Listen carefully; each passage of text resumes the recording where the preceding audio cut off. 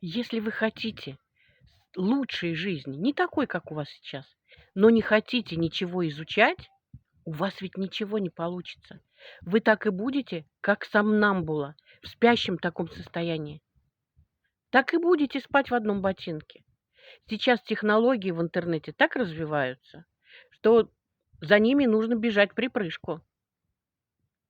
Поэтому, если вы хотите из интернета получать только пользу, только плюс, создать себе подушку безопасности на будущую свою жизнь, не заморачиваться, как я буду жить завтра, не надеяться на какие-то маленькие зарплаты или пенсии, а иметь вот этот вот дополнительный ресурс, который постоянно будет вас выручать. Он будет у вас на постоянной основе.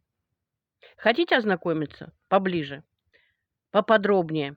Мои контакты в профиле, имя пользователя оставляю на экране. Пишите.